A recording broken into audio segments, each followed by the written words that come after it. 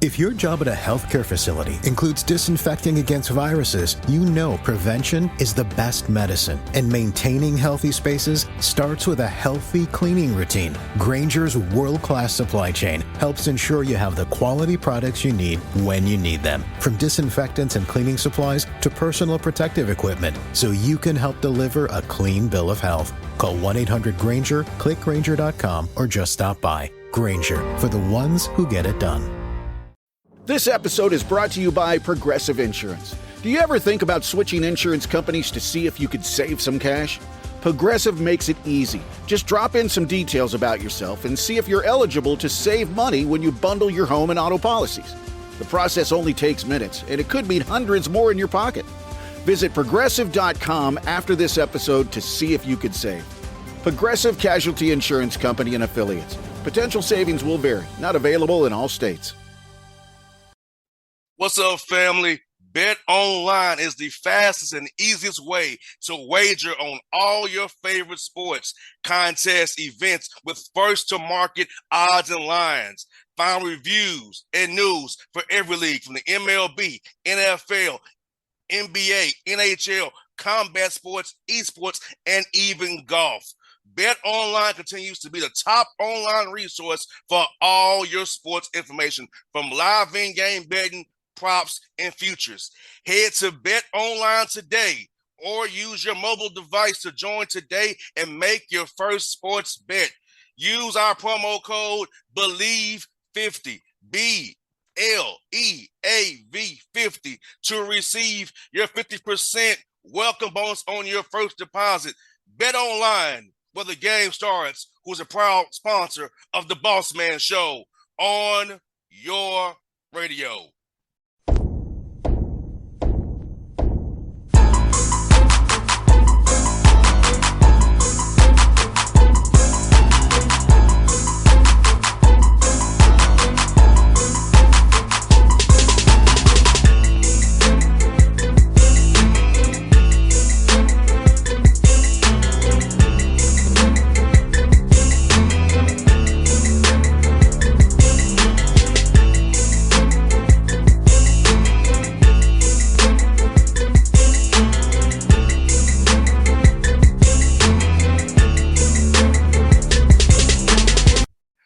All right, folks, back on the Bossman Show. New head coaches as alma mater again. Coach Ricky Santos with me on the Bossman Show. The Wildcats out of the CAA. Coach, how you doing, man? I'm doing great, boss man. Thanks for having me. Really appreciate the opportunity. No doubt. Let me ask you a quick question, though. The weather up there, man, how is it's 101 here today. What's the weather in New Hampshire today, brother? It's beautiful. It's about 68 right now. It's going to get up to mid 70s. We actually have one of our incoming freshmen. He's from Savannah Country Day down there in Georgia. So he was saying the same thing. He got up here. He's like, he's excited to get out of the heat. Yes, because see, here it's heat and humidity. It's a double whammy. That air is just heavy, right? Yeah. Yes. You go outside, you're dripping in water. Now, the thing about it is he might not even used to snow up there because, as you know, here in Georgia, we don't have salt here in Georgia or trucks. We were strategic. We got him up on his official visit in the middle of the season, so he hasn't seen the snow yet. he said yes before it snowed. Good job on that one. Good job, man. So let me ask you, man, how's it to be back home in a place that you know, man? You've been on the staff there as well, moved up to now the head coach now, man. So how does it feel, man, to be leading this program that you played for, man? It feels great. It's a dream job, to be honest with you. Incredible opportunity. And for me, I would learn so much from our former head coach, Sean McDonald, and I really have to give him credit, from a former student athlete playing under him.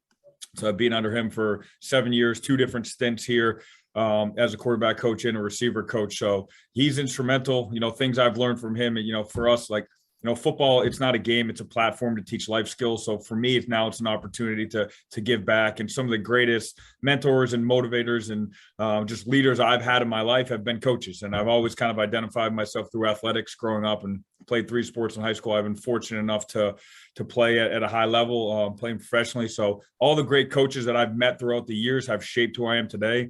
And now, it's my job to lead this program and teach our young men, from the life experiences that I've had. At what point did the light bulb go off in your head to say that I actually do want to get into coaching? Yeah, that's an interesting story. So, I get done playing, a cup of coffee in the NFL. I was with the Kansas City Chiefs, got released after camp, went to Canada for 5 years. And then I was off for a year. So I was a sports studies major, sports management. So I was kind of in between career paths. So I wanted to get into the marketing side of sports. Then I was back home from Bellingham, Mass. So I was teaching and coaching at the high school ranks. I was leaning towards kind of trying to be an athletic director at my old high school, doing that for about a year and a half. Coach McDonald gave me the opportunity to coach receivers, and I never really thought about coaching at the collegiate level. So I took a shot at it. Long hours, low pay, just those entry-level positions. But I really fell in love with it, even though it was a grind and it was a ton of work. When I showed up every single day, Bossman, it didn't feel like it was a job. It felt like it was something that I could really be passionate about. And that's when I knew it. That after that first year, I was like, this is for me. And it's only been a decade now, but I've worked extremely hard to get this position and had some success along the way.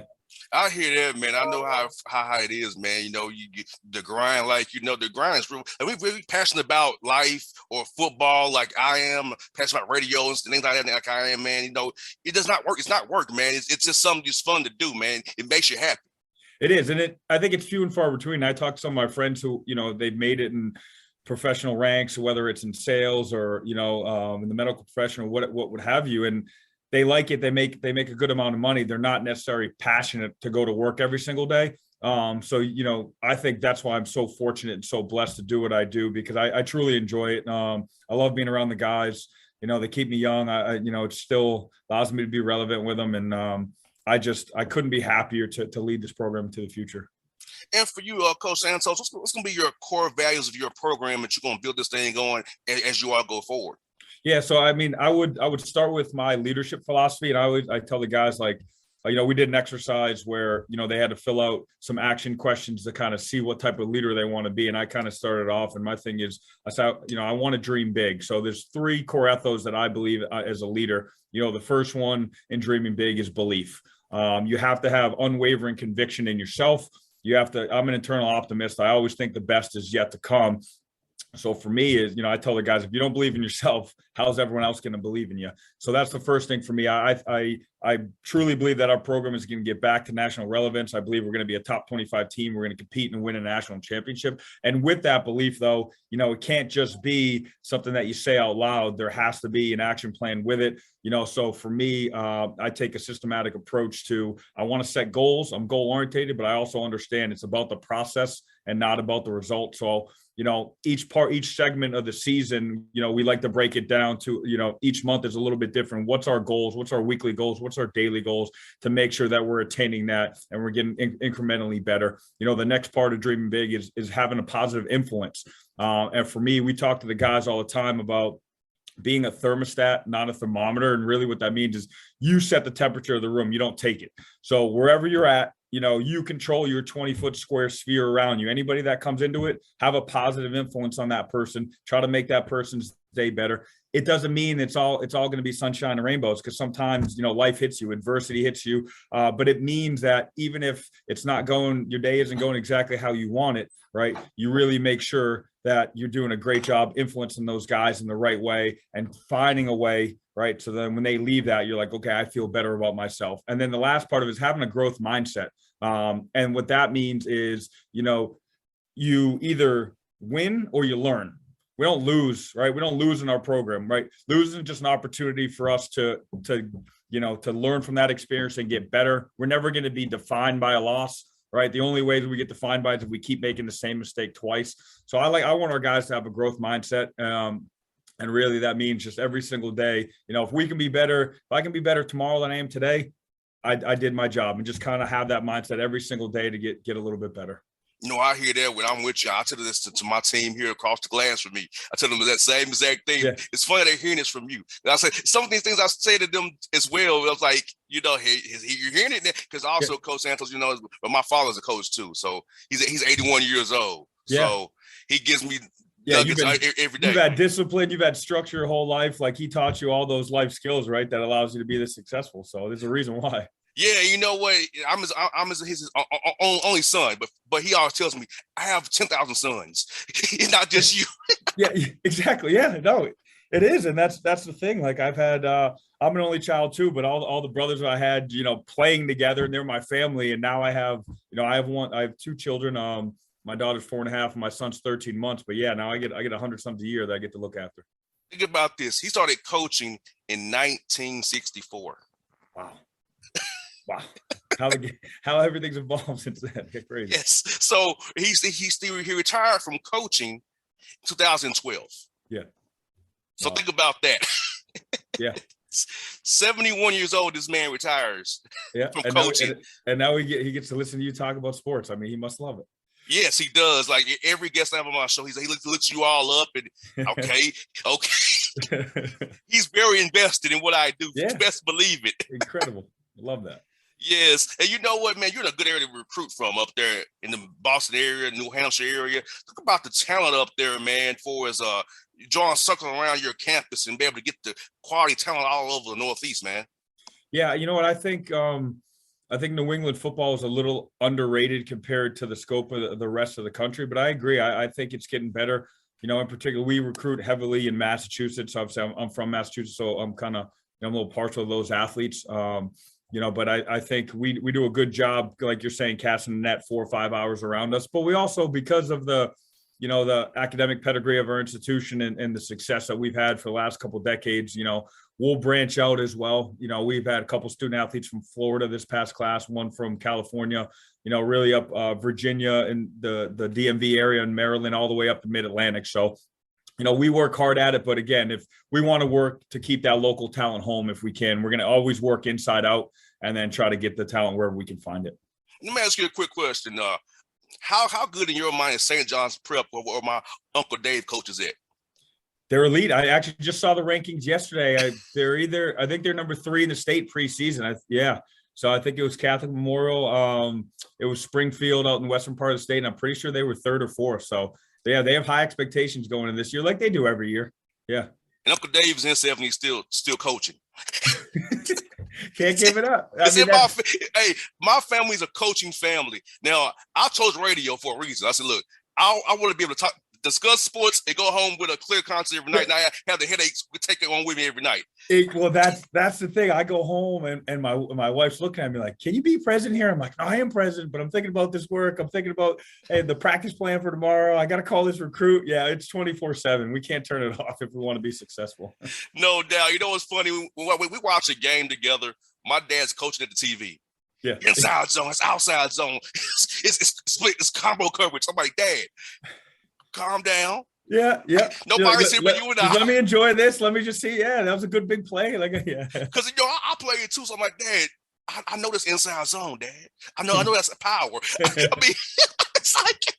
But you can't, it's such a, you have, if you're a coach, you have such an analytical brain now when it comes to watching it. So it's like, and my wife jokes all the time. She's like, don't you get bored of watching football? I'm like, well, it's different. I'm watching the coaches cut up all day. Now I get to see it from I get to hear the announcers, and it's a whole different scope. She's like, it's just football. I'm like, no, it's different.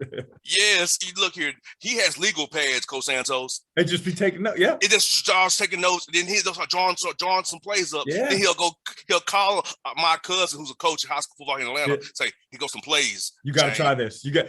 I have a notepad. I have a notepad that's in my drawer and in my living room too that I pull out every now and then. And once a month I'll look at it. Oh, I forgot about that. And that's a good red zone concept. I swear, if you come out here to recruit, man, y'all may have to meet my father. He'll blow you away, man. You know what? Hope we've had a pretty decent pipeline, Georgia, the last couple of years. I'll make sure that we at least get one guy so I can go do a home visit. We can link up. Yes, indeed. Let me ask you this, man. I've already been on staff there, man. How are those spring workouts? How's the summer going for you guys, man? And as you prepare for fall camp here in August, man? You know what? We're doing a really good job. We have about 40 of our guys up right now. Doing a great job with our strength coach, lifting, training, and the NCAA granted us a little bit extra time with them this past summer, so we get two hours a week of summer access. And now we're allowed to have football, so we can go out there, do some skill development, get with the guys and give them a script, and they can do some 7-on-7 and stuff on their own. So I think we're in a really good spot there. We should have 90% of our team will be up July 5th and on. And then we start early this year. So our first game is September 1st, Thursday night, under the lights at home, which is going to be great. So camp starts August 1st. So it's It's about a week earlier, 5 days earlier than it has been the last few years. So we're eager, getting ready to go. We're kind of doing some final prep stuff.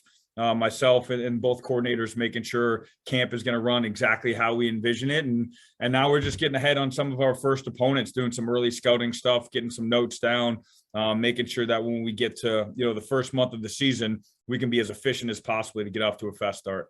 That's one for you, Coach Santos, this brother. How has the game changed since you played in the mid-2000s, man?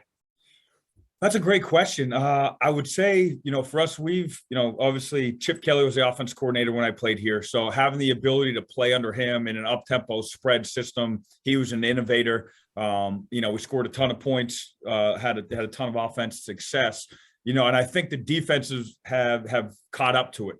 Back then there was a lot of basic, one high or 2-5U, some basic zone coverages, some zone fires, not as much man. And now teams are playing quarters press, playing cover one, very exotic when you get to third down. I think more teams are way more variable in terms of getting out of 4 down and 3 down front. So I think the defenses have caught up to those spread systems. So now for us, it's that cat and mouse game of running our base stuff that our guys are very comfortable with, but also making sure that we're adapting offensively, getting some condensed stuff, maybe a little more under center, doing some different things where we can, try to bring the fight back to the defense. So I think the game's evolved, quite a bit, and in particular, how the defenses are doing a great job defending people.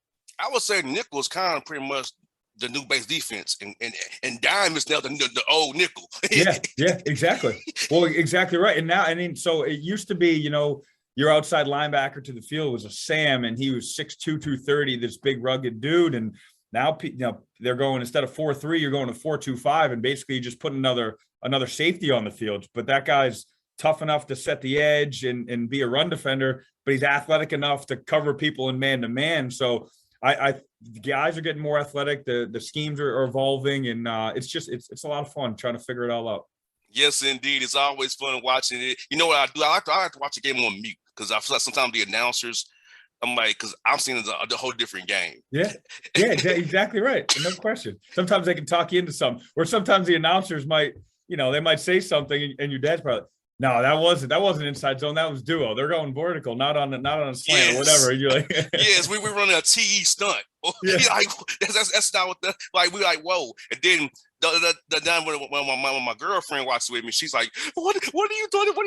Her mind's blown." I'm like, "Don't worry about it. I have to talk to her in basic terms, not exactly terms that I want to use." Like, I'll break it down to you after. Yes, let me enjoy this. Let me enjoy this.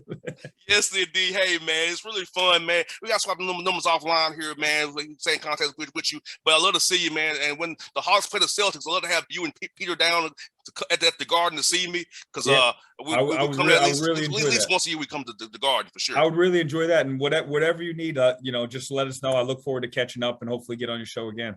Oh, you will be. Trust me, you'll be on the show more often. Trust and believe that, buddy. Oh man, appreciate you. Thank you so much. Anytime. Appreciate the opportunity.